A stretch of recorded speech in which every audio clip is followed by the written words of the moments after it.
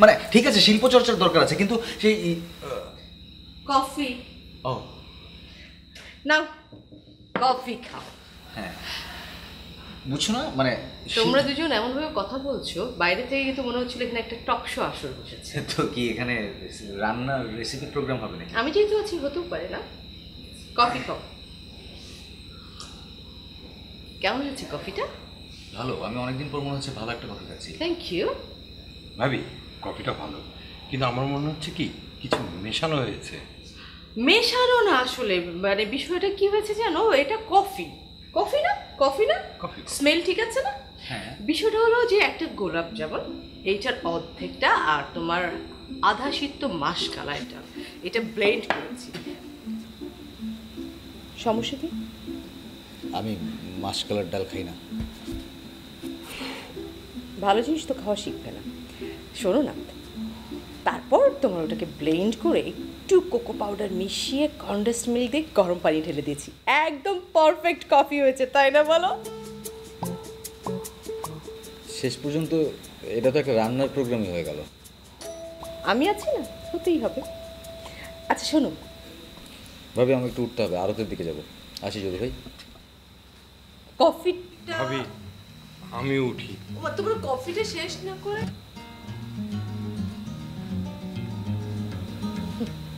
বাঙালি না ভালো জিনিসটা খাওয়া শিখো।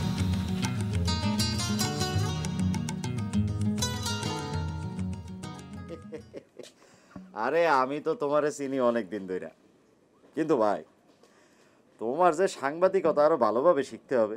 জি না মানে তুমি তো গ্রামের লোকজনের খবর শহরে পৌঁছাও, তাই না? তার জন্য তুমি থানায় যাও, চেয়ারম্যানের কাছে আসো, হাসপাতালে যাও, কিন্তু একজন সাংবাদিকের মূল দায়িত্ব হলো গ্রামের মানুষের খোঁজ খবর রাখা। তুমি গ্রামের সাধারণ মানুষের কাছে যাবা, তাদের সুখ দুঃখের কথা শুনবা, অভাব অভিযোগের কথা শুনবা, চিন্তা চেতনার কথা শুনবা। অ্যাক্সিডেন্ট, মারামারি, এই সব খবর দিয়ে তুমি কি করবা বলো? আপনি আমাকে ঠিক কি বলতে চাইছেন? এই যেমন ধরো আলতাফ সরকারের বড় ছেলে, সে ঢাকা শহরে বিরাট ডাক্তার, তার কাছে নাকি 2 মাস আগে থেকে লাইন দিতে হয় রুগীদের, কিন্তু সে তো গ্রামের ছেলে, তাই না? গ্রামের লোকজনের তার উপর একটা অধিকার আছে। গ্রামের লোকজন অসুস্থ হলে কার কাছে যাবে? তার কাছে। কিন্তু ডাক্তার হিসাবে সে যতই ভালো হোক, মানুষ হিসাবে সে কেমন? গ্রামের লোকজন তার কাছে যায় ফিরে আসে, তুমি খবর নাও, তুমি চায়ের যে কোনো দোকানে যায় বসলেই তুমি খবরটা পাওয়া যাবা। লেখো না, এইসব নিয়ে লেখো। শোনো, কাশেমের সেরিটার যদি কিছু হয়, তার জন্য আমি দায়ী করবো ওই ডাক্তারকে। কাশেমের বউ মাঝরাতে তার কাছে ছুইটা গেছিল, কিন্তু এই বড়লোক ডাক্তারের কাছে এই ছোট মানুষগুলার জীবনের কোনো দাম নাই। লেখো না, এইসব নিয়ে লেখো। আরো আছে, আলতাফ সরকারের এতদিনের ম্যানেজার বরাত, লোকটা খুন হয়ে গেল, সেটা নিয়েও পুলিশ চুপচাপ। খোঁজ খবর নেও, এইসব নিয়ে লেখো। আর তোমার কোনো কিছু লাগলে আমারে বললো। আচ্ছা, সরকার বাড়ির উপরে আপনার অনেক রাগ মনে হচ্ছে। আরে না না, সি সি সি, সম্মানী পরিবার, শিক্ষিত পরিবার, আমাদের গ্রামের গর্ব। আচ্ছা, তোমারে আমি যে জন্য ফোন দিছি, বিষয়টা হইলো তোমার মোটর সাইকেলটা দেখলাম পুরানো হয়ে গেছে। বড় ভাই হিসেবে আমি তোমার একটা মোটর সাইকেল উপহার দিতে চাই।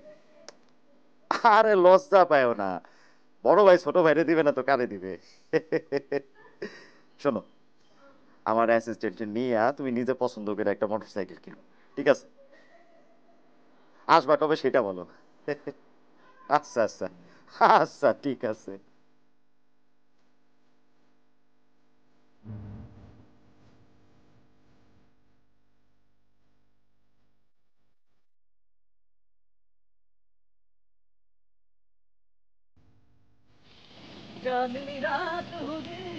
রতন, রতন, ঠিক আছে।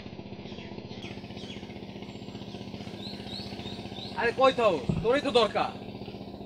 কি দরকার? ফোন। তোরে সারা এই গ্রামে কোনোদিন কোনো ভালো কাম হয়েছে? হ্যাঁ শোন, এদিক টাকা, তোরে সারা এই গ্রামে কোনোদিন কোনো ভালো কাম হয় না। এখন ভাবতাছি একটা ভালো কামের সাথে থাকবো, তোরে আমার সাথে থাকতে হইব। কি কাম মইনুল মিয়া? কামটা হইল একটা প্রতিবাদ সভার আয়োজন করতে হইব, আর এই প্রতিবাদ সভাটা তুই আয়োজন করবি। অন্যায়ের বিরুদ্ধে প্রতিবাদ, জালিমের বিরুদ্ধে প্রতিবাদ। ভূতের মুখে রাম নাম শুনতেছি মনে হইতেছে। তা জালিমটাকে আর অন্যায়টাকে করলো? সরকার বাড়ির বড় পোলা অ আশরাফ ডাক্তার, চিনস তো? হ্যাঁ। আরে আমাদের কাশেমের মাইয়া অসুস্থ, কাশেমের বউ ডাক্তারের কাছে গিয়া তার পায়ে পর্যন্ত পড়ছে। ওই জালিমের মন গলে নাই। সকালবেলা কাশেমের বউ বাচ্চাটারে নিয়ে হাসপাতালে গেছে। কাশেমের বাচ্চার যদি কিছু হয় তাহলে আমি ওই ডাক্তারের গ্যারাম ছাড়া করব, আর এই দায়িত্বটা তোর নিতে হইব, বুঝছস? টাকা পয়সা যা লাগে আমি দিব। মানে তোর এই কামের সাথে আমি নাই। আরে বাবা, আমার সাথে তো তোরে থাকতে কই নাই, একটা ভালো কামের সাথে থাকবি। হ্যাঁ ও নাকি তুই ভাবতাছস ওই আশরাফ ডাক্তার যা করছে ওইটাই ঠিক? দেখ মইনুল, আমি তোর সাথে মানে এই বিষয়ে কোনো কথা বলতে চাইতেছি না। হ্যাঁ, তা চাইবা কেন? এই মইনুলের সব দোষ না, সব দোষ এই মইনুলের। আর সবাই দোয়া তুলসী পাতা। থাম থাম মইনুল, মানে যে আমি রতন কোনো কাজ করতে গেলে আমি নিজে একাই 100, আমার কারোর লাগবো না। আর তোরা এই সমস্ত কথা কি লিগা ছড়াইতেছস মনে করে আমি বুঝি না। হ্যাঁ, সরকার বাড়ির পোলারা এই গ্রামে আইছে, এই জিনিসটা তো সহ্য হইতেছে না। কাশেমের বউ আশরাফ ডাক্তারের কাছে যায় নাই, এই ফাও কথাটা তোরা ছড়াইছিস। আসলে আশরাফ ডাক্তার ইলেকশনে খারাইব দেখা তখন চান্দির উপর ঠ্যাং উঠে গেছে। আর তোরা যেগুলা কি লিখে ছড়াইতেছস এটা মনে কর আমি বুঝি না, সবই কিন্তু বুঝি।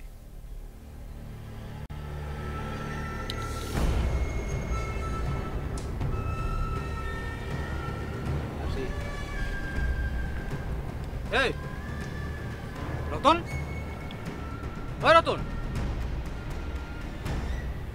এই শেষ কথাটা কি কয়ে গেল? আশরাফ ডাক্তার ইলেকশনে দাঁড়াইব নাকি ওটা চাপা মেরে গেল? না, বিষয়টা কি মেয়া বাইরে কওয়া দরকার নাকি কমো না? না না, বিষয়টা জানানো দরকার।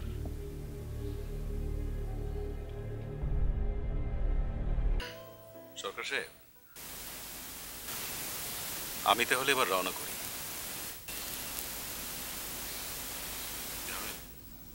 আপনার বয়স হয়েছে, এত টেনশন করবেন না তো। তাছাড়া আপনার ছেলেমেয়েরা তো সবাই এখানে এখানে থাকছে, তারা সবাই সামলে নেবে। আমি তাদের সবার সাথে কথাবার্তা বলেছি, তারা সবাই কিন্তু আপনার ব্যাপারে খুবই পজিটিভ। তাছাড়া পজিটিভ না হলে আপনার জেদের কাছে সবাই নথি স্বীকার করে গ্রামে ফিরে আসতো না। আমি শুধু খুনের কথাটা ভাবছি। আপনার ছোট ছেলের কোনো বিপদ হবে না, আপনি নিশ্চিন্ত থাকুন। তো বুঝলাম, কিন্তু খুনিকে তো খুঁজে বের করতে হবে। না, পুলিশ তো চেষ্টা করছে, আমার মনে হয় তারা ঠিকই আসল খুনিকে খুঁজে বের করবে। আর তাছাড়া থানার যে ইনচার্জ ছেলেটাকে আমার খুব চৌকস মনে হয়েছে। আমি তাহলে এবার উঠি। দাঁড়ান, বসুন বসুন।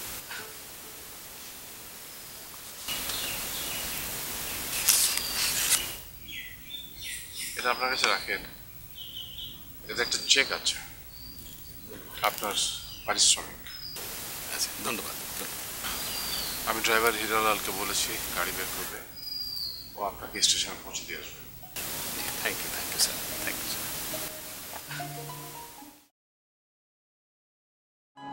তুই চুপচাপ বসে আছিস।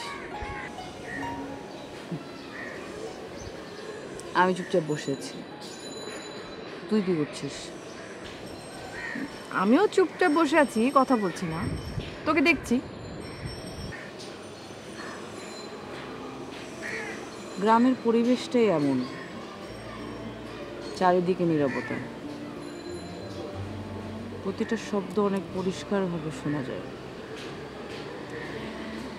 কিন্তু এই নীরবতাটা নাও খুব ভয়ঙ্কর রে অনু। কোন সময় কোন বিপদ আসে টের পাওয়া যায় না।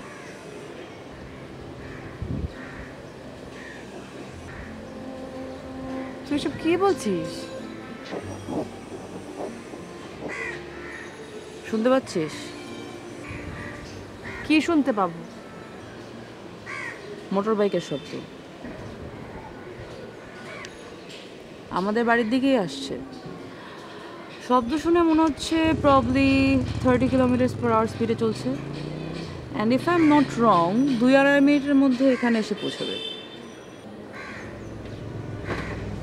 হ্যাঁ, এবার শুনতে পাচ্ছি।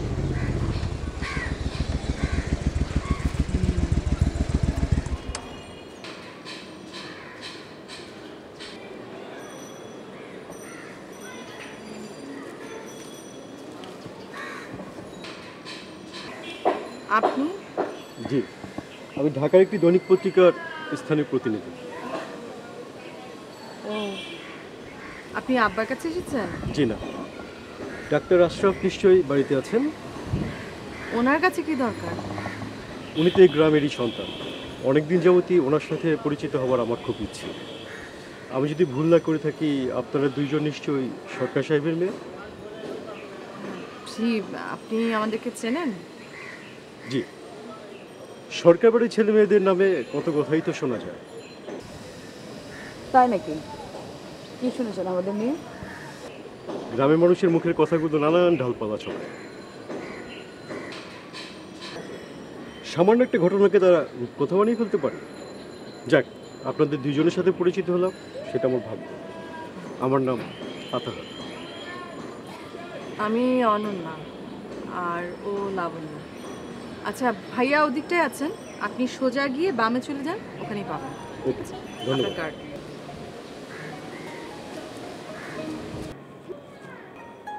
এটা কোনো কথা? কে?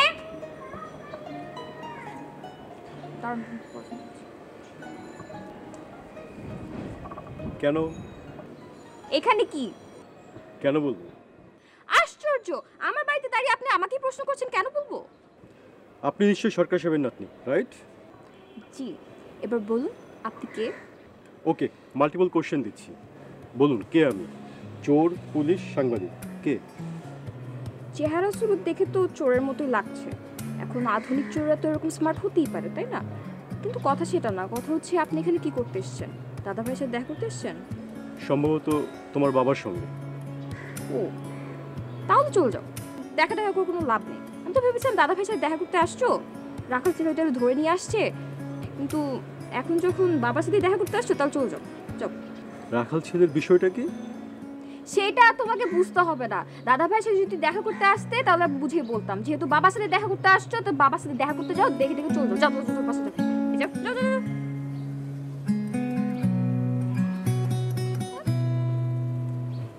হ্যালো ভাই, সরি, একটা মানে খুব জরুরি একটা কেস সলভ করছিলাম তো, কিন্তু বিজি হয়ে গেছিলাম। তুমি কিন্তু রাগ করো না, তুমি যদি রাগ করো আমি কিন্তু আবার ব্রেকআপ করবো, ঠিক আছে?